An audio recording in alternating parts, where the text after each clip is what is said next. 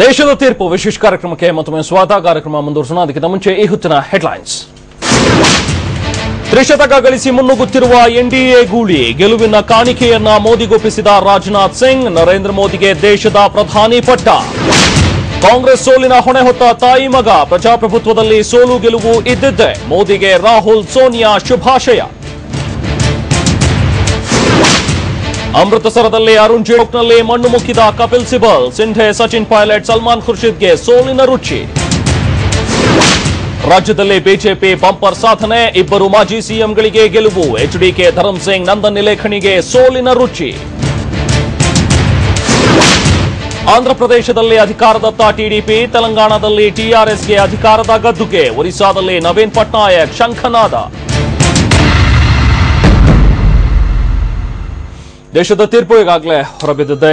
ಮಂಡ್ಯ ವಿಚಾರಕ್ಕೆ ಪ್ರಮುಖವಾಗಿ ನಾವು ಬರೋದಾದ್ರೆ, ಮಂಡ್ಯದಲ್ಲಿ ಈಗಾಗಲೇ ನಟಿ ರಮ್ಯಾಗೆ ಸೋಲಾಗಿರುವಂತದ್ದು. ನಮ್ಮ ಜೊತೆಗೆ ಈಗ ಕಾಂಗ್ರೆಸ್ನ ಎಲ್ಲರೂ ಶಿವರಾಮೇಗೌಡರು ಕೂಡ ಜಾಯ್ನ್ ಆಗಿದ್ದಾರೆ. ಮಾತಾಡೋಣ. ಶಿವರಾಮೇಗೌಡ್ರೆ, ರಮ್ಯಾ ಅವರ ಒಂದು ಸೋಲು, ಇದರ ಹೊಣೆಯನ್ನ ಯಾರು ಹೊರಬೇಕಾಗತ್ತೆ ಅನ್ನುವಂಥದ್ದು ಇಲ್ಲಿ ಮುಖಭಂಗ ಆಗಿದೆ. ಸ್ವತಃ ಅಂಬರೀಶ್ ಅವರಿಗೆ ಹಾಗೆ ಎಂ ಕೃಷ್ಣ ಅವ್ರಿಗೂ ಕೂಡ ಆದಂತಹ ಈ ಮುಖಭಂಗನ ಆಯ್ತು. ಇದು ಯಾರ್ದೋ ಮುಖಭಂಗ ಅಲ್ಲ. ನಾವು ಪಕ್ಷದ ಮುಖಂಡರುಗಳಾಗಿರ್ತಕ್ಕಂಥ ಅವ್ರು ಎಂ ಕೃಷ್ಣ ಅವ್ರು ಇರ್ಬೋದು, ಅಂಬರೀಶ್ ಅವರು ಇರ್ಬೋದು, ಅವರು ಬಹಳ ಪ್ರಮುಖವಾಗಿ ಗೊತ್ತರೆ ಕೆಳ ಹಂತದಲ್ಲಿ ನಾವು ಒತ್ಕೋಬೇಕಾಗ್ತದೆ. ಬಟ್ ನಾವು ಬಹಳ ಫೈಟ್ ಕೊಟ್ಟಿದ್ದೀವಿ, ನೀವು ನೋಡಿರ್ಬೇಕು. ನಮ್ಗೆ ಆ ನೋವಿದೆ. ಇನ್ನು ಬಹಳ ಅಂತರದಲ್ಲಿ ಅಂತಿಮ ಕ್ಷಣದವರೆಗೂ ಸಹಿತ ನಾವು ಇನ್ನೇನು ನಮ್ದೇ ಆಯ್ತು ಅನ್ನೋ ಸ್ಟೇಜ್ ನಲ್ಲಿ ಕೈ ತಪ್ಪಿ ಹೋಗಿದೆ. ಎಲ್ಲಿ ಮಿಸ್ಟೇಕ್ ಆಗಿದೆ ಅಂತ ಗೊತ್ತಿಲ್ಲ. ಈಗ ರವಿ ಹೆಗ್ಡೆ, ಈ ಮಂಡ್ಯದ ಕೇಸು ಈಗ ರಮ್ಯಾ ಅವರ ಸೋಲಿಗೆ ಜೆಡಿಎಸ್ನವ್ರು ರಮ್ಯಾ ಅವರನ್ನು ಸೋಲಿಸಿದ್ರ ಅಥವಾ ಕಾಂಗ್ರೆಸ್ನವರೇ ರಮ್ಯಾ ಅವರನ್ನು ಸೋಲಿಸಿದ್ರ ಅಂತ ನಾವ್ ಅದೇ ಶಿವರಾಮೇಗೌಡರು ಹೇಳುವಾಗ ಎಲ್ಲಿ ಮಿಸ್ಟೇಕ್ ಆಗಿದೆ ಗೊತ್ತಿಲ್ಲ ಅಂತ ಹೇಳಿ ಹೇಳ್ತಿದ್ರಲ್ಲ, ಅವ್ರಿಗೆ ಇನ್ನೂ ಯಾಕೆ ಗೊತ್ತಾಗಿಲ್ಲ ಅಂತ ನಾನು ಆಶ್ಚರ್ಯ ಪಡ್ತಾ ಇದ್ದೆ. ಯಾಕೆಂದ್ರೆ ಅವರು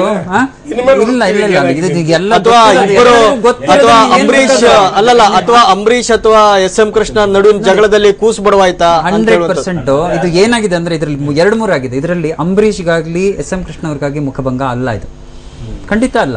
ಯಾಕೆ ಅಂತಂದ್ರೆ ಅವ್ರನ್ನ ಗೆಲ್ಲಿಸಬೇಕು ಅನ್ನುವಂತಹ ಅತ್ಯಂತ ಆಸಕ್ತಿ ಅವ್ರಿಗೆ ಇರಲಿಲ್ಲ. ಈಗ ನಾವು ಹೇಳಿದಂತ 2 ವ್ಯಕ್ತಿಗಳಿಗೂ ಅವ್ರನ್ನ ಗೆಲ್ಲಿಸಲೇಬೇಕಾದಂತ ಆಸಕ್ತಿ ಅವ್ರಿಗೂ ಇರಲಿಲ್ಲ. ಯಾಕೆಂದ್ರೆ ಅಲ್ಲಿನ ಒಳಜಗಳ ನಮಗೆ ಲಾಸ್ಟ್ 1 ಇಯರಿಂದ ನಡೀತಾ ಇದೆ. ಇದು ಮಂಡ್ಯದ ಒಳಜಗಳ ಇದೆಯಲ್ಲ, ಅದು ನಿಮಗ್ ಕಣ್ಣಿಗೆ ಕಾಣಿಸ್ಲಿಲ್ಲ ಅಂದ್ರೆ ನನಗೆ ಅದ್ರ ಬಗ್ಗೆ ನಾವು ಅಲ್ಲ, ಅದ್ರಲ್ಲಿ ದಿನಾ ಬೆಳಗ್ಗೆ ಬಂದ್ಬಿಟ್ಟು ಎಲ್ಲ ಇಡೀ ರಾಜ್ಯಕ್ಕೆ ತೋರಿಸಿದಾರಲ್ಲ ಏನೇನಾಗ್ಬಿಟ್ಟಿದೆ ಅಂತ. ಇದೇ ಮಾಧ್ಯಮದ ಮೂಲಕ ಅದೇ ವಿಚಾರಕ್ಕೆ ಬರ್ತೀನಿ ಶಿವರಾಮೇಗೌಡ್ರೆ. ಈಗ ಒಂದು ಸುದ್ದಿ ಬರ್ತಾ ಇದೆ. ಟ್ರೈನ್ ಟಿಕೆಟ್ಸ್ ದರ ಈಗಾಗಲೇ ಏರಿಕೆ ಆಗಿದೆ. ರೈಲ್ವೆ ದರ ಈಗ ಏರಿಕೆ ಆಗಿರುವಂತದ್ದು. ಮೇ 20ರಿಂದ ರೈಲ್ವೆ ದರ ಹೆಚ್ಚಳವಾಗುತ್ತೆ ಅನ್ನುವಂಥದ್ರ ಬಗ್ಗೆ ಈಗಾಗಲೇ ಮಾಹಿತಿ ಸ್ಪಷ್ಟವಾಗ್ತಾ ಇದೆ. ಮೇ 20ರಿಂದ ಆಗಲಿಕ್ಕಿರುವಂತಹ ಈ ಹೆಚ್ಚಳ ರೈಲ್ವೆ ದರದಲ್ಲಿ 10% ಹೆಚ್ಚಳ ಆಗ್ತಾ ಇದೆ. ಎಲ್ಲಾ ಶ್ರೇಣಿಗಳಲ್ಲೂ ಕೂಡ ಹೆಚ್ಚಳವಾಗ್ತಿರುವಂತದ್ದು. ಮೇ 20ರಿಂದ ಈ ರೈಲ್ವೆ ದರ ಈಗ ಹೆಚ್ಚಳವಾಗುತ್ತೆ.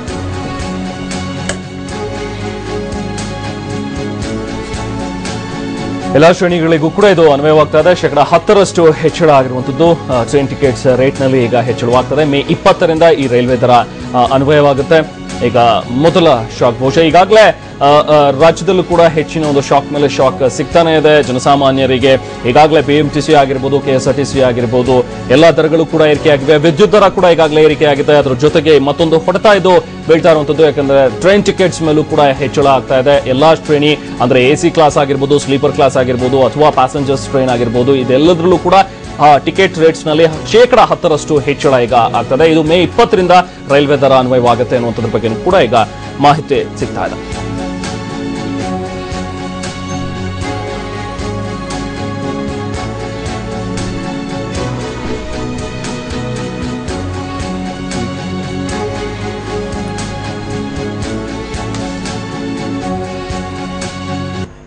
ಎಸ್ ಶಿವರಾಮೇಗೌಡರು, ತಾವು ಮಂಡ್ಯ ವಿಚಾರವಾಗಿ ಮಾತಾಡ್ತಾ ಇದ್ರಿ. ಮಂಡ್ಯ ಬಹಳ ಬೆಂಗಳೂರಿಗೆ ಬಹಳ ಹತ್ತಿರವಾಗಿರ್ತಕ್ಕಂಥ ಜಿಲ್ಲೆ. ಮೈಸೂರಿಗೆ ಹೋಗ್ಬೇಕಾಗಿರ್ಲಿ, ಚಾಮರಾಜನಗರಕ್ಕೆ ಹೋಗ್ಬೇಕಾಗಿರ್ಲಿ, ಅಥವಾ ಕೊಡಗಿಗೆ ಹೋಗ್ಬೇಕಾಗಿರ್ಲಿ, ನಾವು ಮಂಡ್ಯದ ಮೇಲೆ ಹಾದು ಹೋಗ್ಬೇಕಿಲ್ಲ. ಇಂಥ ಸಂದರ್ಭದಲ್ಲಿ ಅಲ್ಲೇನು ಸಣ್ಣ ಪುಟ್ಟದಾದರೂ ಸಹಿತ ಈ ಮಾಧ್ಯಮದಲ್ಲಿ ದೊಡ್ಡ ಪ್ರಚಾರ ತೆಗೆದುಕೊಂಡಿದೆ ಹೊರತು ನಾವೆಲ್ಲರೂ ಒಗ್ಗಟ್ಟಾಗಿ ಈ ಚುನಾವಣೆನೇ ಎದುರಿಸಿದ್ದೇವೆ. ಬಹುಶಃ ನೀವು ಓಟ್ಗಳು ಬಂದಿರತಕ್ಕಂಥ ಅಂಕಿಅಂಶ ನೋಡಿದರೆ ರವಿಯವರು ನೀವು ಅರ್ಥ ಮಾಡ್ಕೋಬೇಕು ನಾವೆಷ್ಟು ಫೈಟ್ ಕೊಟ್ಟಿದ್ದೀವಿ ಅಂತ. That's true. ಯಾಕಂದ್ರೆ ಕೊನೆಯ ಹಂತದವರೆಗೂ ಕೂಡ ನೆಕ್ ನೆಕ್ ಫೈಟ್ ಇದ್ದೇ ಇತ್ತು. ಕೊಟ್ಟಿದ್ದೀವಿ ನೋಡಿ. ನೀವು ನಂಬ್ತಿರಿಲ್ವೋ, ಒಂದು ನಿಮಗೆ ಈ ಮಾಹಿತಿ ನಿಮ್ಮಲ್ಲಿ ಇಲ್ಲ ಅಂತ ಅನ್ಕೊಂಡಿದ್ದೀನಿ ಅಥವಾ ನಿಮಗೆ ನೀವು ಕಾರ್ಯಕರ್ತರು ಅವರು ಪ್ರಚಾರಕ್ಕೆ ಹೋದಂತಹ ಸಂದರ್ಭದಲ್ಲಿ ಬಹಿಷ್ಕಾರ ಮಾಡಿರುವಂತದ್ದು, ಓಪನ್ ಆಗಿ ಅಲ್ಲಿ ಗಲಾಟೆ ಮಾಡಿರುವಂತದ್ದು, ಶ್ರೀರಂಗಪಟ್ಟಣದಲ್ಲಿ ಗಲಾಟೆ ಮಾಡಿರುವಂತದ್ದು, ಕಟ್ಔಟ್ ನನ್ನ ಹೆಸರಿಲ್ಲ ಅಂತ ಹೇಳಿ ಗಲಾಟೆ ಮಾಡಿ, ಇವೆಲ್ಲವೂ ಕೂಡ ಈಗ ಇಷ್ಟು ಕಡಿಮೆ ಅಂತರದ ಸೋಲಿಗೆ ಇವೆಲ್ಲವೂ ಕೂಡ ಕಾರಣ ಆಗಿರುವ. ನಾನು ಅದನ್ನ ಆಗ್ಲೇ ಹೇಳಿದೆ, ನಾವೆಲ್ಲರೂ ಸಹಿತ ಈ ಸೋಲಿಗೆ ಜವಾಬ್ದಾರಿನ ತಗೋಬೇಕಾಗ್ತದೆ. ಅದರಲ್ಲಿ ಮೇಜರ್ ಆಗಿರ್ತಕ್ಕಂಥವ್ರು ದೊಡ್ಡವರು ದೊಡ್ಡ ಲೆವೆಲ್ ತಗೋಬೇಕು, ಸಣ್ಣವರು ಸಣ್ಣ ಲೆವೆಲ್ ತಗೋಬೇಕು. ಎಸ್.ಎಂ. ಕೃಷ್ಣರವರು ಇದರಿಂದ ಹಿಂದಕ್ಕೆ ಹೋಗಕ್ಕಾಗಲ್ಲ, ಅಂಬರೀಷ್ ಅವರು ಹಿಂದಕ್ಕೆ ಹೋಗಕ್ಕಾಗಲ್ಲ, ನಾವು ಹಿಂದಕ್ಕೆ ಹೋಗಕ್ಕಾಗಲ್ಲ. ಆದ್ರೆ ಒಂದು ಮಾತನ್ನು ಈ ಸಂದರ್ಭದಲ್ಲಿ ನಿಮಗೆ ಸ್ಪಷ್ಟ ಮಾಡ್ತೀನಿ. ನಿಮ್ಮ ರಮ್ಯಾ ಅವರು ಒಂದು ಮಾತನ್ನ ಹೇಳಿದ್ದಾರೆ. ರಮ್ಯಾ ಅವರು ಈಗಾಗಲೇ ಜೆಡಿಎಸ್ ಅಭ್ಯರ್ಥಿಯ ಗೆಲುವಿಗೆ ಶುಭಾಶಯಗಳನ್ನ ಹೇಳಿದ್ದಾರೆ. ನಟಿ ರಮ್ಯಾ ಹೇಳಿರುವಂತದ್ದು CS ಪುಟ್ಟರಾಜು ಅವರಿಗೆ ಶುಭಾಶಯಗಳನ್ನ ಈಗ ಕೋರಿದ್ದಾರೆ. ಜೆಡಿಎಸ್ ಅಭ್ಯರ್ಥಿ ಪುಟ್ಟರಾಜುವಿಗೆ ನಟಿ ರಮ್ಯಾ ಶುಭಾಶಯಗಳನ್ನ ಕೋರಿದ್ದಾರೆ. ಬಂದೆ ಚುನಾವಣೆಯಲ್ಲಿ ಉತ್ತಮ ಪೈಪೋಟಿ ನಾವು ನೀಡಿದ್ವಿ, ಆದರೆ ಕೊನೆ ಹಂತದಲ್ಲಿ ಅವರು ಗೆಲುವನ್ನ ದಾಖಲಿಸಿದರೆ ಅವರಿಗೆ ಶುಭವಾಗಲಿ ಅನ್ನುವಂಥದ್ದನ್ನು ಅವರು ತಿಳಿಸಿದ್ದಾರೆ. ಅಂತಿಮವಾಗಿ ಒಬ್ಬರೇ ಗೆಲ್ಲೋದಕ್ಕೆ ಸಾಧ್ಯವಾಗುವಂಥದ್ದು, ನಾನು ಕೂಡ ಒಳ್ಳೆ ಫೈಟ್ ಅನ್ನ ನೀಡಿದೆ, ಆದರೆ JDSನ CS ಪುಟ್ಟರಾಜು ಅವರು ಗೆಲುವನ್ನ ದಾಖಲಿಸಿದರೆ ಅವರಿಗೆ ಶುಭಾಶಯ ಅನ್ನುವಂಥದ್ದನ್ನ ನಟಿ ರಮ್ಯಾ ಹೇಳಿದ್ದಾರೆ.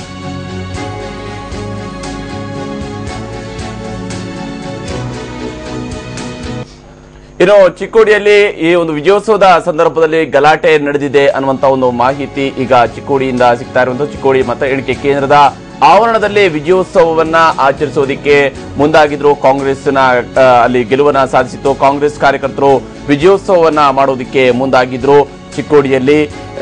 ಆದರೆ ಈ ವಿಜಯೋತ್ಸವದ ಸಂದರ್ಭದಲ್ಲಿ ಗಲಾಟೆ ಆಗಿದೆ. ಗುಂಪು ಚಲಿಸುವುದಕ್ಕಾಗಿ ಪೊಲೀಸರು ಕೊನೆಗೆ ಲಾಠಿ ಚಾರ್ಜ್ ಅನ್ನು ಕೂಡ ಮಾಡಿರುವಂತಹ ಘಟನೆ ಕೂಡ ಚಿಕ್ಕೋಡಿಯಲ್ಲಿ ನಡೆದಿದೆ. ಚಿಕ್ಕೋಡಿಯ RDPU ಕಾಲೇಜಿನಲ್ಲಿ ನಡೆದಿರ್ತಕ್ಕಂಥ ಈ ಒಂದು ಘಟನೆ. ಚಿಕ್ಕೋಡಿಯಲ್ಲಿ ವಿಜಯೋತ್ಸವವನ್ನು ಆಚರಿಸುವ ಸಂದರ್ಭದಲ್ಲಿ ನಡೆದಿರ್ತಕ್ಕಂಥ ಗಲಾಟೆಗೆ ಸಂಬಂಧಪಟ್ಟಂತೆ ಬೆಳಗಾವಿಯ ಚಿಕ್ಕೋಡಿಯಲ್ಲಿ ನಡೆದಿರ್ತಕ್ಕಂಥ ಮತ ಎಣಿಕೆಯ ಕೇಂದ್ರದ ಸಮೀಪನೇ ಕಾಂಗ್ರೆಸ್ ಕಾರ್ಯಕರ್ತರು ವಿಜಯೋತ್ಸವವನ್ನು ಆಚರಿಸಿದರು. ಈ ಸಂದರ್ಭದಲ್ಲಿ ನಡೆದಿರ್ತಕ್ಕಂಥ ಗಲಾಟೆ, ಹೀಗಾಗಿ ಪೊಲೀಸರು ಅಂತಿಮವಾಗಿ ಲಾಠಿ ಚಾರ್ಜ್ ಅನ್ನು ಕೂಡ ಮಾಡಿದ್ದಾರೆ. ಈಗ ನಾನು ಬೆಳಗ್ಗೆಯಿಂದ ಮಾಧ್ಯಮಗಳಲ್ಲೇ ಇರೋದ್ರಿಂದ ಪುಟ್ಟರಾಜುರವರಿಗೆ ನಾನು ನಿಮ್ಮ ಮೂಲಕ ಅಭಿನಂದನೆಗಳನ್ನ ಸಲ್ಲಿಸ್ತೀನಿ. ಯಾಕೆಂದರೆ ನಮ್ಮ ಜಿಲ್ಲೆಯ MP ಆಗಿ ಚುನಾಯಿತರಾಗಿದ್ದಾರೆ. ಮತ್ತು ಈ ಚುನಾವಣೆಯಲ್ಲಿ ನಮಗೆಲ್ಲ ಥರದ್ದು ಫೈಟ್ ಕೊಟ್ಟು ಯಾವುದೇ ಥರದ ಅಹಿತಕರವಾದ ಘಟನೆ ನಡೆದಂಗೆ ನೋಡಿಕೊಂಡು ಚುನಾವಣೆ ನಡೆಸಿದ್ದಾರೆ. ನೀವು ಚರ್ಚೆ ಮಾಡ್ತಕ್ಕಂಥ ಸಂದರ್ಭದಲ್ಲಿ ನಾವೆಲ್ಲರೂ ಹೊಣೆ ಆಗಬೇಕು ಅನ್ನೋದಕ್ಕೆ. ನೋಡಿ, 5 ಕ್ಷೇತ್ರದಲ್ಲಿ ನಾವು ಲೀಡ್ ಬಂದಿದ್ದೀವಿ. 5 ಕ್ಷೇತ್ರದಲ್ಲಿ, ಒಂದು KR ನಗರದಲ್ಲಿ 1649 ಲೀಡ್ ಬಂದಿದ್ದೀವಿ. KR ಪೇಟೆನಲ್ಲಿ 1723 ಓಟ್ ಲೀಡ್ ಬಂದಿದ್ದೀವಿ. ಮಂಡ್ಯದಲ್ಲಿ 6924 ಓಟ್ ಲೀಡ್ ಬಂದಿದ್ದೀವಿ. ನಾಗಮಂಗಲದಲ್ಲಿ 2559 ಲೀಡ್ ಬಂದಿದ್ದೀವಿ. ಮಳವಳ್ಳಿನಲ್ಲಿ ಇನ್ನೂ ಅಂತಿಮವಾಗಿ ನಮಗಿನ್ನೂ ಲೆಕ್ಕ ಸಿಕ್ಕಿಲ್ಲ, ಒಂದು ಬೂತ್ದೇನೋ ಪ್ರಾಬ್ಲಮ್ ಆಗಿ. ಈ ನಮಗೆ ವಿರುದ್ಧ ಆಗಿರ್ತಕ್ಕಂಥವು ಪಾಂಡುಪುರದಲ್ಲಿ 18,910 ಓಟ್ಗಳನ್ನು ನಾವು JDS ಲೀಡ್ ಬಂದಿದೆ. ಮದ್ದೂರಿನಲ್ಲಿ 13,800 ಲೀಡ್ ಬಂದಿದೆ. ಮದ್ದೂರು ಯಾಕೆ ಬಂತು ಅನ್ನೋದು ನಮಗೆ ಬಂದಿರತಕ್ಕಂಥ ಆತಂಕ. ಮದ್ದೂರು ನಮ್ಮ ಬೆಲ್ಟ್, ಅದು ಕಲ್ಪನಾ ಸಿದ್ದರಾಜ್ ಇದ್ದಾರೆ, ಮಧುಮಾದೇಗೌಡ ಇದ್ದಾರೆ, ಗುರುಚರಣ್ ಇದ್ದಾರೆ, ಇಷ್ಟು SM ಕೃಷ್ಣರವರು. ಅಲ್ಲಿ ಯಾಕೆ ಲೀಡ್ ಬಂತು, ವ್ಯತ್ಯಾಸ ಆಯ್ತು ಅನ್ನೋದ್ರ ಬಗ್ಗೆ ನಮಗೆ ಬಹಳ ಆತಂಕ ಆಗ್ಬಿಟ್ಟಿದೆ. ಈಗ ಅದು ನಮಗೆ ನಾವು ಇಷ್ಟು ಲೀಡ್ ಹೋಗುತ್ತೆ ಅಂತ ಅನ್ಕೊಂಡಿರ್ಲಿಲ್ಲ. ಅದು ಮದ್ದೂರಿನಲ್ಲಿ ನಮಗೆ ಸಮ ಆಗುತ್ತೆ ಅಂತ ಅನ್ಕೊಂಡಿದ್ದು, ಲೀಡ್ ಬರದೇ ಇದ್ರು 13,000 ಲೀಡಲ್ಲಿ ಹೋಯ್ತು ಅಂತ ಹೇಳಿದ್ರೆ ನಮಗೆ ನಿಜಕ್ಕೂ ಸಹಿತ ಆತಂಕ ಆಗ್ಬಿಟ್ಟಿದೆ. ಇದು ಒಂದು ದೊಡ್ಡ ಹೊಡೆತ. ಆಮೇಲೆ ಶ್ರೀರಂಗಪಟ್ಟಣ, ನಮ್ಮ ಸನ್ಮಾನ್ಯ ನಮ್ಮ ನಾಯಕರಾಗಿರ್ತಕ್ಕಂಥ SM ಕೃಷ್ಣರವರು ಕೊನೆ 2 ದಿವಸ ಮುಂಚೆ ಆ ಸಭೆಗೆ ಹೋದಾಗ ಈ ಜನಸ್ತೋಮವನ್ನು ನಾನು ಎಲ್ಲೂ ನೋಡಿಲ್ಲ, ಇಂಥ ಜನಸ್ತೋಮ ನೋಡಿ ಆವೇಶ ಭರಿತರಾಗಿ ನಮ್ಮ ನಾಯಕರು ಮಾತನಾಡಿದ್ರು. ಅಲ್ಲಿ 3,500 ಶ್ರೀರಂಗಪಟ್ಟಣದಲ್ಲಿ ನಮ್ಮ ಶಾಸಕರು ಇಲ್ಲದೆ ಇರೋದಿಕ್ಕೆ ಯಾರು ಕಾರಣ, ಈಗ ಅದು ಕೂಡ ಕಾರಣ ಆಯ್ತು. ಹೌದು, ಈಗ ಇಂಥವೆಲ್ಲವೂ ಕೂಡ ಕಾಂಗ್ರೆಸ್ನ ಈ ಒಳಜಗಳಗಳು ಕೂಡ ನಿಮಗೆ ಹೆಲ್ಪ್ ಆಯ್ತು. ನಮ್ಮ ಅಭ್ಯರ್ಥಿ ಗೆದ್ದಿದ್ದಾರೆ. ನಾನು ಇದುವರೆಗೂ ಬೆಳಗ್ಗೆ ಗೆದ್ದಿದ್ದೀನಿ 8 ಗಂಟೆಯಿಂದ. ಅವ್ರಿಗೆ ಶುಭ ಕೋರಿರಲಿಲ್ಲ, ಪುಟ್ಟರಾಜ್ ಅವ್ರಿಗೆ ಶುಭ ಕೋರ್ತೇನೆ ನಮ್ಮ ಪಾರ್ಟಿಯಿಂದ ಗೆದ್ದಿರೋದಕ್ಕೆ. ಬಟ್ ಒಂದೇನಂತ ಹೇಳಿದ್ರೆ, ಶಿವರಾಮೇಗೌಡರು ಪಾಪ ನಿಷ್ಪಕ್ಷಪಾತವಾಗಿ ಮಾತನಾಡ್ತಾ ಇದ್ದಾರೆ. ಅದರಲ್ಲಿ ಹೇಗೆ ಅಂತಂದ್ರೆ ನನಗೆ ಅರ್ಥ ಆಗಲಿಲ್ಲ.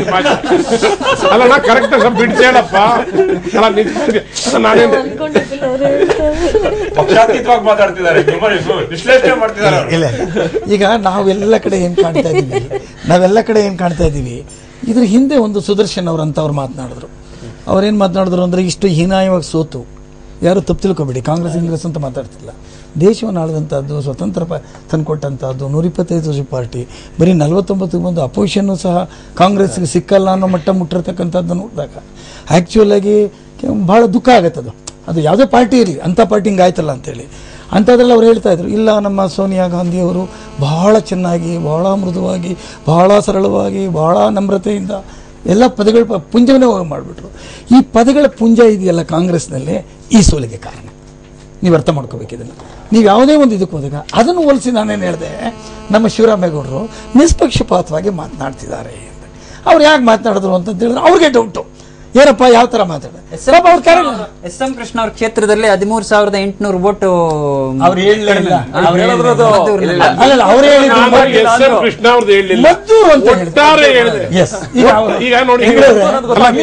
ಮಾಡ್ಲಿಕ್ಕೆ ಏನ್ ಬೇಕೋ ಅದನ್ನ ಮಾತ್ರ ಉಪಯೋಗಿಸ್ಕೋಬೇಡಿ.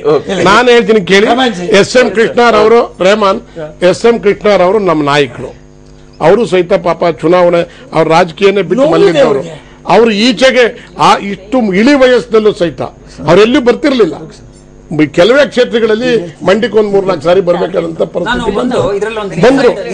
ಇನ್ಸೈಡ್ ಒಂದಿದೆ ಇದರಲ್ಲಿ. ಒಂದು all apart from all this top leaders, Ramya ಅವರೇ ಕೆಲವೊಂದು ಮಿಸ್ಟೇಕ್ಸ್ ಮಾಡ್ಕೊಂಡಿದ್ದಾರೆ. ಒಂದೇನು ಅಂತಂದ್ರೆ ಅವ್ರು ಮಾಡಿರೋದು, ಅಂದ್ರೆ ಅವರು ಎಸ್ ಎಂ ಕೃಷ್ಣ, ಅಂಬರೀಶ್ ಆ ಬಣಗಳ ನಡುವೆ ಅವರಿಗೆ ಏಗಕ್ಕಾಗ್ಲಿಲ್ಲ. ರಾಜಕೀಯ ಅದನ್ನ ಹೆಂಗ್ ಡಿಪ್ಲೊಮ್ಯಾಟಿಕ್ ಆಗಿರ್ಬೇಕು ಹಂಗಿರ್ಬೇಕಿತ್ತು, ಅವ್ರಿಗೆ ಇರಕ್ಕಾಗ್ಲಿಲ್ಲ. ಲೋಕಲ್ ವ್ಯಕ್ತಿಗಳನ್ನ ತಾವು ಇನ್ನೊಂದಿಷ್ಟು ಕಾನ್ಫಿಡೆನ್ಸ್ ತಗೊಳ್ಳೋದು ಬಿಟ್ಬಿಟ್ಟು ಸ್ವಲ್ಪ ರಬ್ ಆಫ್ ಮಾಡ್ಕೊಂಡ್ರು. ನೇರವಂತಿಕೆಯ ವ್ಯಕ್ತಿ ರಮ್ಯಾ, ಎಲ್ರಿಗೂ ಗೊತ್ತು. ಯಾವ್ದಾದ್ರೊಂದು ವಿಷಯ ಬಂದ್ರೆ ಅದು ಏನು ಆ ಮುಂದೆ ಏನಾಗುತ್ತೋ ಗೊತ್ತಿಲ್ಲ, ಆ ಕ್ಷಣದಲ್ಲಿ ಏನ್ ಹೇಳ್ಬೇಕು ಹೇಳಿದ್ದು. ಸಿನಿಮಾದಲ್ಲಿ ಮಾಡಿದ್ದು ಅಷ್ಟೇನೆ. ಅಂಬರೀಶ್ ನಾವು ಅದನ್ನೇ ನೋಡಿ ಎಷ್ಟು ಕ್ಷೇತ್ರದಲ್ಲಿ ಆಯ್ತು ಅಂದ್ರೆ, ಒಂದು ಅಲ್ಲಿನ ವ್ಯಕ್ತಿಗಳ ಬಗ್ಗೆ ಆಯ್ತು, ಆಮೇಲೆ ಅಂಬರೀಶ್ ಅವ್ರ ಬಗ್ಗೆ ಬಂದಾಗ್ಲೂ ಟ್ವಿಟರ್ ನಲ್ಲಿ, ಈಗಿನ ಕಾಲದಲ್ಲಿ ಟ್ವಿಟರ್ ಮಂಡ್ಯದವರಿಗೆ ಟ್ವಿಟರ್ ಫೇಸ್ಬುಕ್ ಎಲ್ಲ ನಡೆಯಲ್ಲ ಅಂತೇಳಿ ಹೇಳಿದ್ರೆ ಅದಕ್ಕೆ ಅಂಬರೀಶ್ ಅವ್ರಿಗೆ ಟಾಂಗ್ ಕೊಡಕ್ ಹೋದ್ರು. ಆಮೇಲೆ ಇನ್ನು ಅಂದ್ರೆ ಇದೇ ರೀತಿ ಆಮೇಲೆ ಇಲ್ಲಿನ ವ್ಯಕ್ತಿಗಳನ್ನ, ಇಲ್ಲಿಯ ಲೀಡರ್ಗಳನ್ನ ಬಿಟ್ಟು ನೇರವಾಗಿ ರಾಹುಲ್ ಗಾಂಧಿ ಅವ್ರ ಜೊತೆಗೆ ಅವರು ಹೆಚ್ಚಿನ ಸಂಪರ್ಕವನ್ನು ಬೆಳೆಸ್ಕೊಂಡಾಗ ಇನ್ನು ಸ್ಥಳೀಯ ಲೀಡರ್ಗಳಿಗೆ ಸ್ವಲ್ಪ ಕಸಿವಿಸಿ ಆಗುವಂತದ್ದು. ಅಂತ ರೀಸನ್ ಇಂದಾಗಿ ಏನಾಯ್ತು ಅಂದ್ರೆ, ನೇರವಾಗಿ ಅಲ್ಲಿ ಹೋಗುವ ವ್ಯಕ್ತಿ ಇಟ್ಕೊಂಡ್ರೆ ತಮ್ಮ ಕ್ಷೇತ್ರದಲ್ಲಿ ಪ್ರಭಾವ ಕಡಿಮೆ ಆಗುತ್ತೆ ಅನ್ನೋದು ಸ್ಥಳೀಯ ಲೀಡರ್. ನೀವು ಅದನ್ನ ಕಾರಣ ಆಗಿದೆ. ಒಂದ್ ನಿಮಿಷ ಅಣ್ಣ, ಇಡೀ ರಾಜ್ಯದ ಜನ ನೋಡ್ತಾ ಇದ್ದಾರೆ. ತಪ್ಪು ಮಾಹಿತಿ ರಮ್ಯಾ ನಮ್ಮ ಹೆಣ್ಮಗಳು, ಚಿಕ್ಕ ಹುಡುಗಿ. ಅವ್ರು ತಪ್ಪು ಮಾಡಿದ್ರು ಸಹಿತ ನಾವು ಕ್ಷಮೆ, ನಮ್ಗೆಲ್ಲ ಮಗಳಿದ್ದಂಗೆ. ನಿಜ ಹೇಳ್ತೀನಿ ಕೇಳಿ. ಆದ್ರಿಂದ ನಾವು ಯಾರೂ ಮನಸ್ಸಲ್ಲಿ ಇಟ್ಕೊಂಡಿರ್ಲಿಲ್ಲ, ನಾವೆಲ್ಲರೂ ಒಗ್ಗಟ್ಟೆ ದುಡಿದಿದ್ದೀವಿ. ಆದ್ರೆ ಈ ಓಟು, ತಾಲೂಕು ಮಟ್ಟದ ಓಟ್ ಬಂದಿರತಕ್ಕಂಥದ್ದು ಸ್ವಲ್ಪ ನಮಗೆಲ್ಲೋ ಆತಂಕ ಬಂದಿರತಕ್ಕಂಥದ್ದು. ಇದ್ರ ಬಗ್ಗೆ ವಿಮರ್ಶೆ ಮಾಡಿ ಎಲ್ಲಿ ನಮ್ಮ ಪಾರ್ಟಿ ಹೆಚ್ಚು ಓಟ್ಗಳಲ್ಲಿ ಸೋತಿದೆ ಅಲ್ಲಿ ಬಲ ಮಾಡ್ಲಿಕ್ಕೆ ನಾವು ಕಾರ್ಯಕ್ರಮ. ನಿಜ, ಈಗ ನೀವು ಮನಸ್ಸಿಗೆ ಹಂಚ್ಕೊಳ್ಳಿಲ್ಲ ಅಥವಾ ಅಂಬರೀಶ್ ಅವರು ಅದನ್ನೇ ಹೇಳಿದ್ರು, ಚಿಕ್ಕ ಹುಡುಗಿ ಅವಳೇನೋ ಹೇಳ್ತಾಳೆ ಅಂದ್ರೆ ನೀವೆಲ್ಲ ಅದನ್ನೆಲ್ಲ ದೊಡ್ಡ ಮಾಡ್ತಿರಲ್ಲ ಅಂತೇಳಿ ಆರಾಮವಾಗಿ ಮಾತಾಡಿದ್ರು, ಕ್ಯಾಶುವಲ್ ಆಗಿ ಮಾತಾಡಿದ್ರು. ಆದ್ರೆ ನಿಮ್ಮ ಬೆಂಬಲಿಗರು ಅಂದ್ರೆ ಅಂಬರೀಶ್ ಅವರ ಒಂದು ಬೆಂಬಲಿಗರು ಏನಿದ್ರು ಅವ್ರ ಮನಸ್ಸಲ್ಲೆಲ್ಲ ಇತ್ತಲ್ಲ, ನಮ್ಮ ಅಂಬರೀಶ್ ಅಣ್ಣಂಗೆ ಬೈತ್ ಬಿಟ್ರಲ್ಲ ಇವರು. ನಾವೇನೇ ಹೇಳಿದ್ರು ಅಲ್ಟಿಮೇಟ್ ಆಗಿ ಗ್ರೌಂಡ್ ರಿಯಾಲಿಟಿ ನಾವೇನ್ ಹೇಳ್ತೀವೋ ನಾವೆಲ್ಲ ಒಂದು ಟೀಮ್ ಕಾಂಗ್ರೆಸ್ ಮಾಡ್ಲೇಬೇಕು ಅಂತ ತೀರ್ಮಾನ ತಗೊಂಡ್ಮೇಲೆ ಯಾರು ಅಂಬರೀಶ್ ಅವರ ಬೆಂಬಲಿಗರಾಗ್ಲಿ, ನಮ್ಮ ಬೆಂಬಲಿಗರಾಗ್ಲಿ, ಕೃಷ್ಣ ಅವ್ರ ಬೆಂಬಲಿಗರಾಗ್ಲಿ ಎಲ್ಲರೂ ಒಗ್ಗಟ್ಟ ಅಲ್ಲವರು. ಇಷ್ಟು ಅಲ್ಲ ಸ್ವಾಮೀಜಿ, 6 ಕ್ಷೇತ್ರದಲ್ಲಿ ದಳ ಇದೆ. ಇದು ಮುಖಭಂಗ ಆಗಿರ್ತಕ್ಕಂಥದ್ದು ಇವ್ರಿಗೆ, ನಮಗಲ್ಲ. ರಮ್ಯಾ ಇಷ್ಟು ಕಡಿಮೆ ಅಂತರದಲ್ಲಿ ಸೋಲೋದಿಕ್ಕೆ ರಮ್ಯಾ ಅವ್ರ ಕಾಂಟ್ರಿಬ್ಯೂಷನ್ ಬೇರೆ ಕಡೆ ಇರಬಹುದು, ಆದ್ರೆ ಅವ್ರ ಕೆಲಸಾನು ಇಷ್ಟು ಓಟ್ ತಗೊಳ್ಳೋದಿಕ್ಕೆ ಸಹಾಯ ಮಾಡಿದೆ.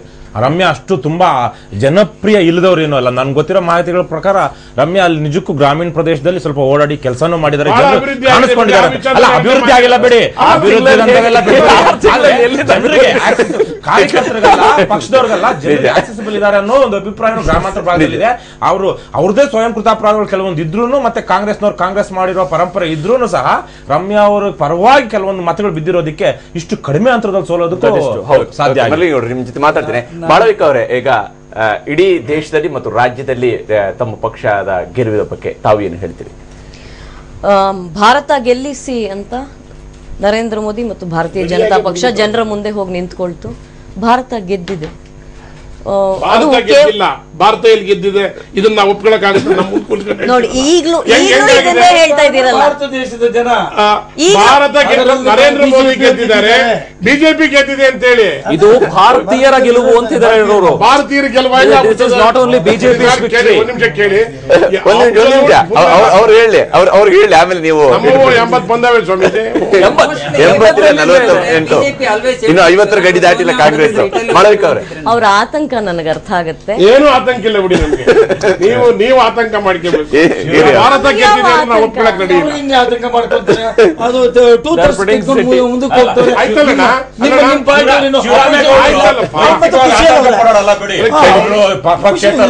ಜನತಾದಳದಿದ್ರು, ಕಾಂಗ್ರೆಸ್ ಬಂದ್ರು, ಬಿಜೆಪಿ ಇದ್ರು, ಬಿಜೆಪಿ ಓದ್ದು ಸಹಿತ ಕೆಲವರಿಗೆ ಬುದ್ಧಿ ಕಲ್ಸಿದ್ದೀನಿ, ವಾಪಸ್ ಮಾಳವಿಕಾ ಅವರೇ, ರವಿಕೃಷ್ಣ ರೆಡ್ಡಿ ಕಷ್ಟ ಆಗುತ್ತೆ. ಮಾಳವಿಕಾ ಅವ್ರು ಏನ್ ಹೇಳಕ್ ಹೊರಟಿದ್ರು ಅಂದ್ರೆ, ಇದು ನರೇಂದ್ರ ಮೋದಿ ಗೆದ್ದಿರೋದ್ರಿಂದ ಇದು ಭಾರತೀಯರ ಗೆಲುವು. ಏನಾದ್ರೂ ಸೋನಿಯಾ ಗಾಂಧಿ ಅವ್ರ ಪಕ್ಷ ಗೆದ್ದಿದ್ರೆ ಇದು ಇಟಾಲಿಯನ್ ಅವರ ಗೆಲುವು ಅಂತ ಹೇಳಕ್ ಹೊರಟಿದ್ರೆ ನಾನು ತುರುಕ್ತಾ ಇದ್ದಾರೆ. ಇವತ್ತು ನಾನು ಮೌನವಾಗಿ ಎದ್ದು ಬಿಡ್ತೀನಿ ಬಿಡಿ. ನಮಗೆ ಸಿಗಬೇಕಾಗಿರೋದು ಸಿಕ್ಕಿದೆ, ಮಾತನಾಡಿದ್ದೆಲ್ಲ ಕೆಲಸ. We are here for business and we will do business, that's it. ಆಯ್ತು, ಮಾತಾಡಿದ್ದಾಯ್ತು, ರ್ಯಾಲಿಗಳಲ್ಲಿ ಮತಯಾಚನೆ ಮಾಡಿದ್ದಾಯ್ತು, ಕೇಳಿದ್ದಾಯ್ತು, ಜನರ ಮುಂದೆ ಹೋಗಿ ನಿಂತ್ಕೊಂಡಿದ್ದಾಯ್ತು, ಅಭಿವೃದ್ಧಿಯ ಬಗ್ಗೆ ಮಾತನಾಡಿದ್ದಾಯ್ತು, ಭ್ರಷ್ಟಾಚಾರದ ಬಗ್ಗೆ ಮಾತನಾಡಿದ್ದಾಯ್ತು. ಎಲ್ಲ ರೀತಿಯ ಈ ಭಾರತೀಯರ ಎಲ್ಲ ಸಮಸ್ಯೆಗಳನ್ನ ಅವರ ಮುಂದೆ ಇಟ್ಟು, ಈ ಸಮಸ್ಯೆಗಳಿಗೆ ಒಂದು ಪರಿಹಾರ ನಿಮಗೆ ಬೇಕಾದ್ರೆ ನಮ್ಮನ್ನ ಗೆಲ್ಸಿ ಅಂತ ಕೇಳಿದ್ದಾಯ್ತು, ಅವರು ಗೆಲ್ಸಿದ್ದಾಯ್ತು. ಹಾಗಾಗಿ ಅಲ್ಲಿಗೆ ಬಂದು ನಿಂತಿದೆ. We have one in grace. I think whether it is the Congress party or other parties who ever has lost, ಅದರಲ್ಲೂ ಒಂದು ಗ್ರೇಸ್ ಇರಬೇಕು ಅಂತ ನನಗನ್ಸುತ್ತೆ. ಹೌದು, ಸೋತಿದ್ದೀವಿ, ಮುಂದಿನ ಬಾರಿ ಗೆಲ್ಲಬಹುದೇನೋ ಅನ್ನುವಂತಹ ಗ್ರೇಸ್ ಇರಬೇಕು ಅಂತ ನನಗನ್ಸುತ್ತೆ. ಅದು ಕಾಂಗ್ರೆಸ್ ಪಕ್ಷಕ್ಕೂ ಮತ್ತು ಎಲ್ಲ ಪಕ್ಷಗಳಿಗೂ. ಬಿಕಾಸ್ ಈಗಾಗಲೇ ಸಾಹೇಬ್ರು ಹೇಳ್ದಂಗೆ ಅಷ್ಟು ದೊಡ್ಡ party, grand old party of India 100ಗಿಂತ ಕಮ್ಮಿ ಬರುತ್ತೆ ಅನ್ನೋದು, ಡಬಲ್ ಡಿಜಿಟ್ ಬರುತ್ತೆ ಅಂತ ಎಲ್ಲರೂ ಮಾತನಾಡ್ತಾ ಇದ್ದಾರೆ. ಡಬಲ್ ಡಿಜಿಟ್ ಬರುತ್ತದೆ ಒಂದು ಆತಂಕ ಆಗಿತ್ತು. ಅದು 50ಕ್ಕೂ ಕೆಳಗೆ ಇಳಿದೋಗುತ್ತಾ ಅನ್ನೋದು ಒಂದು. ಮತ್ತೊಂದು, ಅವರು ಯಾರಿಗೀಗ ಪೈಪೋಟಿಯಾಗಿ ನಿಂತಿದ್ದಾರೆ ಅಂದ್ರೆ ಜಯಲಲಿತಾ ಅವರಿಗೆ ಮತ್ತು ಮಮತಾ ಬ್ಯಾನರ್ಜಿ ಅವರಿಗೆ. ಹೀಗಾಗಬೇಕಾಗಿತ್ತಾ grand old party of India ಅನ್ನೋಂಥದ್ದೆಲ್ಲ ಅವ್ರು ಕೂತು ಈಗ ಆತ್ಮವಿಮರ್ಶೆ ಅವ್ರು ಮಾಡ್ಕೋಬೇಕು. ಗೆದ್ದಿದ್ದೀವಿ ಅಂತ ನಾವು ಹಿಗ್ತಾ ಇಲ್ಲ. ಒಂದ್ ನಿಮಿಷ, ಗೌಡ್ರೆ ಮಾತಾಡಕ್ ಬಿಡಿ ಗೌಡ್ರೆ. ಗೆದ್ದಿದ್ದೀವಿ ಅಂತ ನಾವು ಹಿಗ್ತಾ ಇಲ್ಲ. ಇನ್ನು ಮುಂದೆ ಸಾಧಿಸಬೇಕಾಗಿರೋದು, ಮಾಡಬೇಕಾಗಿರೋ ಕೆಲಸ ಬಹಳ ಇದೆ. We have inherited a very sick economy and a lot of problems ಅಲ್ವಾ. ನರೇಂದ್ರ ಮೋದಿಗೆ ಏನು ಯಾರು ಈಗ ಚಿನ್ನದ ಗದ್ದಿಗೆ ಯಾರು ಕೊಟ್ಟಿಲ್ಲ, ಕಬ್ಬಣದ ಕೊಟ್ಟಿದ್ದಾರೆ. ಅದಕ್ಕೆ ಈಗ ಚಿನ್ನದ ಲೇಪ ಹಚ್ಚಬೇಕಾಗಿದೆ. ಹಾಗಾಗಿ ಬಹಳ ಕೆಲಸ ಇದೆ. ಗೆದ್ದಿದ್ದೀವಿ ಅಂತ ನಾವು ಹಿಗ್ತಾ ಇಲ್ಲ. ಗೆಲುವಿನ ಬಗ್ಗೆ ನಮಗೆ ಹೆಮ್ಮೆ ಇದೆ ಅಷ್ಟೇ.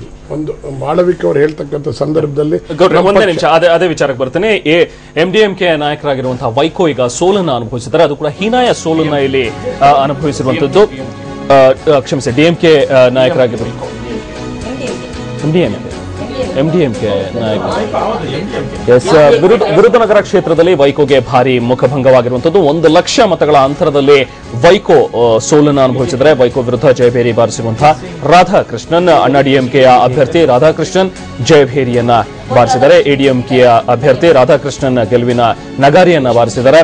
ವೈಕೋ ವಿರುದ್ಧ ಜಯಭೇರಿಯನ್ನ ರಾಧಾಕೃಷ್ಣನ್ ಬಾರಿಸಿದರೆ ವೈಕೋ ಹೀನಾಯ ಸೋಲನ್ನು ಅನುಭವಿಸಿದ್ದಾರೆ. ಬಂದೆ ಈ ಬಗ್ಗೆ ಮತ್ತಷ್ಟು ಚರ್ಚೆಯನ್ನು ನಾವು ಮುಂದುವರಿಸೋಣ ಒಂದು ಚಿಕ್ಕ ಬ್ರೇಕ್ ನಂತರ.